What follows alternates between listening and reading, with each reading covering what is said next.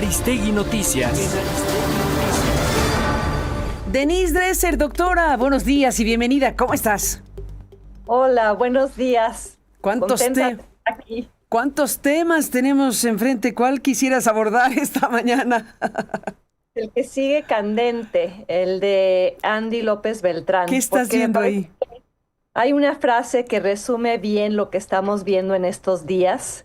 En México, la soberanía parece haberse convertido en un privilegio reservado para los poderosos.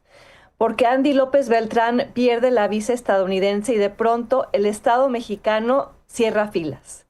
Claudia Sheinbaum habla de injerencia, Morena habla de soberanía, sus dirigentes hablan de persecución política. Y aquí lo más interesante es que la Fiscalía General de la República se apresura a informar que no existen elementos con, lo llama, fuerza legal para investigar a Andy por huachicol fiscal. Pero aquí hay algo que no cuadra. La propia investigación de la Fiscalía contiene por lo menos 2 testimonios que mencionan al hijo del presidente o directamente a Andy dentro de conversaciones relacionadas con operaciones de huachicol fiscal. Ahora, eso no demuestra que Andrés López Beltrán haya cometido un delito. Hay que decirlo claramente, pero sí constituye una razón para investigar. Porque para eso sirven las investigaciones, para determinar si un señalamiento tiene sustento o no. No se investiga solamente cuando ya se tiene demostrada la culpabilidad. Si así fuera, las fiscalías serían innecesarias. Y ahí es donde aparece la doble moral. Porque cuando se trata de adversarios, como por ejemplo Ernesto Rufo, basta muchas veces una denuncia, una filtración, una sospecha para movilizar a todo el aparato del Estado. Pero cuando se trata del hijo del expresidente, la vara de pronto cambia. Entonces los testimonios no alcanzan, las menciones no alcanzan, las investigaciones periodísticas, que por cierto ha habido muchas en los últimos años, no alcanzan.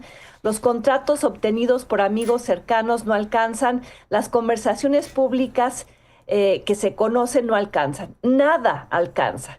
Y ese es precisamente el problema, porque la Fiscalía no está diciendo investigamos y no encontramos delitos, está diciendo en los hechos no encontramos razones suficientes ni siquiera para investigar.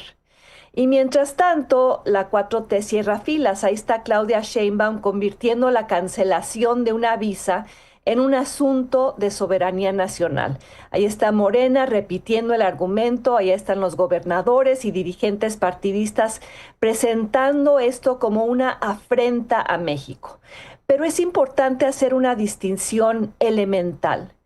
Andy López Beltrán no es México. Andy López Beltrán no es la soberanía nacional y proteger a Andy no es defender a la patria. Podemos cuestionar, y yo lo he hecho, se ha hecho mucho en este programa, el intervencionismo, el injerencismo de Donald Trump, que es real. Podemos criticar el uso de visas como instrumento de presión política. Podemos rechazar que Washington intente convertirse en juez de la vida política mexicana. Pero precisamente por eso necesitamos instituciones mexicanas que investiguen. La mejor respuesta frente a la presión estadounidense no sería envolverse en la bandera, sería decir, México no necesita que Estados Unidos investigue a sus políticos porque México puede investigarlos por sí mismo. Eso sería soberanía. Soberanía sería una fiscalía autónoma capaz de investigar al hijo del expresidente con la misma energía con la que se investiga a un opositor. Soberanía sería rastrear el dinero, revisar contratos, investigar las aduanas, reconstruir las redes de relaciones y determinar qué ocurrió con el huachicol fiscal. Soberanía sería que nadie tuviera fuero de facto por llamarse López Beltrán. Porque una cosa es defender la soberanía y otra muy distinta es usarla como escudo de impunidad. Y esto es quizá lo más preocupante. El viejo régimen protegía a los suyos. El nuevo régimen prometió no hacerlo. Prometió que no habría influyentismo, nepotismo, corrupción ni impunidad. Pero frente a cada nuevo escándalo aparece la misma reacción: negar, minimizar, desacreditar, proteger. Primero se cuestiona al mensajero, después se anuncia una conspiración, luego se invoca la soberanía y finalmente la fiscalía explica que no hay nada que investigar.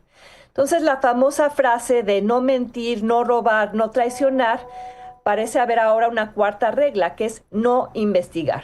Y por eso el caso de Andy importa mucho más que una visa. Una visa, y tiene razón la presidenta en decirlo, no determina la culpabilidad de nadie. Marco Rubio no sustituye a un juez mexicano, Christopher Landau no sustituye al Ministerio Público, Donald Trump no debería decidir quién es inocente o culpable en México, pero tampoco debería hacerlo el apellido, porque cuando una fiscalía exige pruebas contundentes antes de investigar, cuando el partido gobernante confunde a uno de los suyos con la patria y cuando el poder político convierte cualquier pregunta incómoda en una agresión extranjera, lo que se está protegiendo no es la soberanía, se está protegiendo al poder político. Y esa es precisamente la paradoja. Morena llegó prometiendo acabar con la mafia en el poder. Pero cuando la fiscalía deja de preguntar para no incomodar a quienes gobiernan y cuando las instituciones se vuelven escudos y se cierran entonces los expedientes, la mafia en el poder deja de ser una consigna del pasado y empieza a aparecer una descripción del presente, Carmen.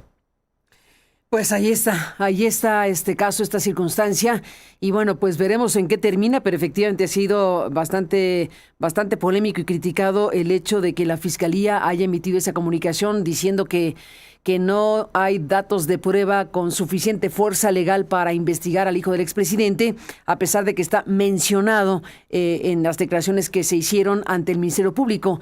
Ese es un tema que se ha debatido ampliamente y que, bueno, pues es una manera de exonerar a alguien que está mencionado. No decimos ni tú ni yo que es culpable, no podemos afirmar ninguna cosa de esta naturaleza. Lo que sí se puede decir es que se conoce y se sabe que ayer mismo el abogado de Fernando Farías nos contó que al revisar él estas carpetas, que son decenas de carpetas, efectivamente confirma que está mencionado tanto Adán Augusto López como el hijo del expresidente, mencionados en narraciones que hacen personas que han declarado ante el Ministerio Público Federal, un testigo protegido y otro también con iniciales, son los que han mencionado estos dos nombres. Los han mencionado ahí en esa investigación del Ministerio Público. Lo que uno esperaría es que con esas informaciones se busquen otros elementos para corroborar o no lo que estas personas han dicho. Nadie está diciendo que es culpable, nadie, hasta que no lo haga la propia autoridad, pero la autoridad, al decir que no hay elementos para investigar más, pues es lo que nos causa inquietud por el tipo de investigación que se trata.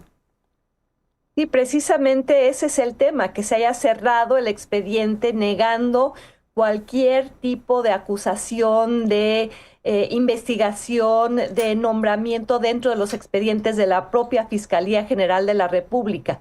Creo que ese es el reclamo, el que se esté expidiendo una impunidad de facto solo por tratarse del hijo del expresidente, mientras que los testigos protegidos fueron suficientes, sus declaraciones, para condenar a alguien como García Luna, y son suficientes para mantener a alguien como Ernesto Rufo en la cárcel del Altiplano, pero en este caso se le trata pues con una deferencia que explica por qué reclamamos tanto que la impunidad persista en este gobierno que prometió acabar con ella. Pues ahí está, Denise Dresser, como siempre, gracias por estar aquí y seguiremos hablando. Muy buenos días. Gracias, buen día. Buenos días, volvemos con más.